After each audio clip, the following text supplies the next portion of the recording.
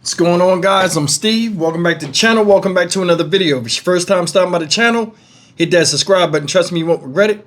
You're a returning subscriber as always, guys. Welcome back, and I do appreciate the support. Guys, we're going to Indianapolis. This news just broke about a story that happened over the weekend. And this right here, man, it deals with mental illness. And, you know, sometimes we talk about how people have mental illness, they can't get help. And some people have help but won't accept it or do what's required of them, i.e. taking their medication so they're not a danger to both themselves and other people. This is one of them stories. Enter this guy right here. This guy's name is Marquez Mance from Indianapolis, Indiana. Shout out Indianapolis. And this weekend, this guy lured his uncle upstairs and shot him in the face, killing him. If that's not bad enough, the reasoning and then some of the other stuff he was saying while he was off his medication, I had you shaking your head. Take a look at this, y'all. An Indianapolis man is in jail tonight accused of murdering his uncle inside their home on the city's northeast side. As CBS 4's Jesse Wells reports, police believe the suspect had mental health issues that led to that violence. According to court records, the suspect confessed to the murder here at this apartment building behind me, but he also made various unusual claims like being related to President Trump. The suspect's family says he suffers from mental illness, which legal experts say could present some challenges prosecuting the case. Lured upstairs by his nephew Sunday evening, 21-year-old Kayvon McClung was shot in the face. Police say the accused killer, Marquez Mance, admitted he killed his uncle because the victim had raped his younger brother.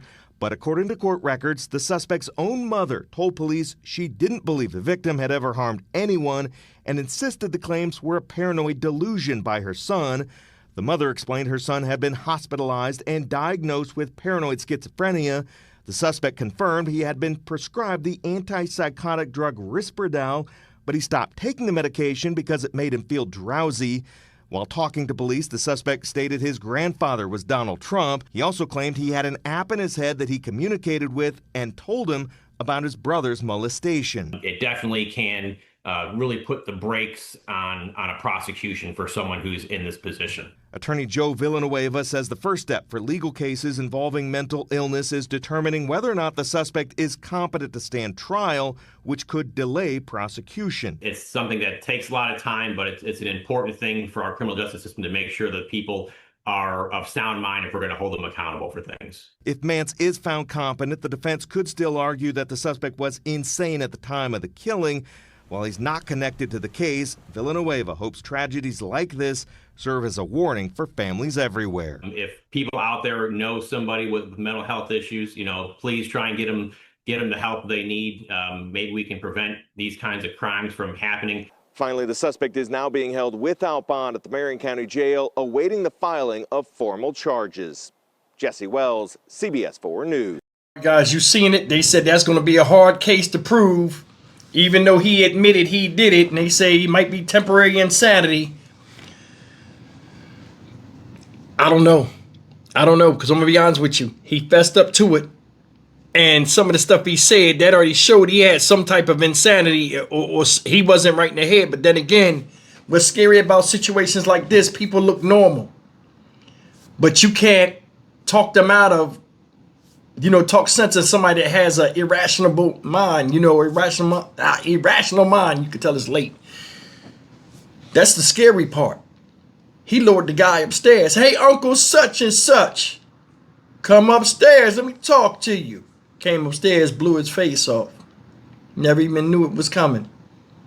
Then he sat up there and said, oh, that was because there's an app in my head that told me that he did this to my little brother. Then he said Donald Trump, it's not funny, Donald Trump is his granddad. Yeah, people be going through it, man. But I mean, something like that, man, Jesus Christ. Can you imagine that? You at Thanksgiving dinner, and you go through, they know that, you got a family member over there that ain't really on. And you go over there, you think everything fine. Oh, he taking his medication, girl. Come on over. You come over there, he come downstairs and start saying some crazy shit. Or do some crazy shit. And it's so bad that you can't even stop them or calm them down. The more you try to calm them down, the worse it get.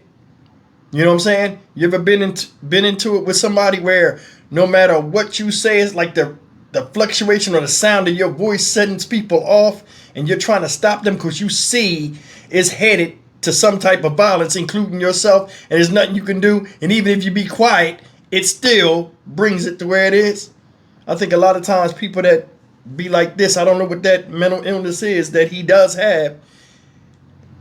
A lot of people get caught up in that. And the part that's crazy is like, I mean, on his medication, he probably a cool ass person. But off the medication, you know, people's minds wander. I wonder if anybody was upstairs with him before he did that. You know what I'm saying? Because a lot of times when people have mental illness, or hell, you ain't even got to have mental illness. One of the worst things you can do is run away with your thoughts, being by yourself in isolation, whether it's, you know, intentional or not, meaning like you in a room sitting by yourself or not. A lot of times you leave man alone with his thoughts, he'll self-destruct. But I mean, he didn't take his medication, so I'm more than sure the way this thing is going to turn out, he probably, well, I know he's going to do some time, but that's going to be, well, you had help, but you didn't do it, and you didn't take the medication, so that's that. And they're going to try him as if he wasn't even crazy. Now, hopefully his lawyer can get something happen, but after seeing that Bianca Ellis case, you know what I'm saying, and how them prosecutors be breaking down all this other type of stuff, I don't even think they could be able to, the mental illness thing is not going to be able to save him. But my thing is this, like, you know, the subconscious of somebody's mind is always one of their worst enemies, and can create doubt in the sane person. Now imagine a person that's temporarily insane, the type of thinking and thought pattern that they have in their subconscious mind, where they can't differentiate the real from fake. And he came up with that. He killed his mother's brother. And the mom, you know, that's her son. She like, I don't believe that happened now. Wait a minute. So that leads me to believe that this guy done said a bunch of other crazy stuff.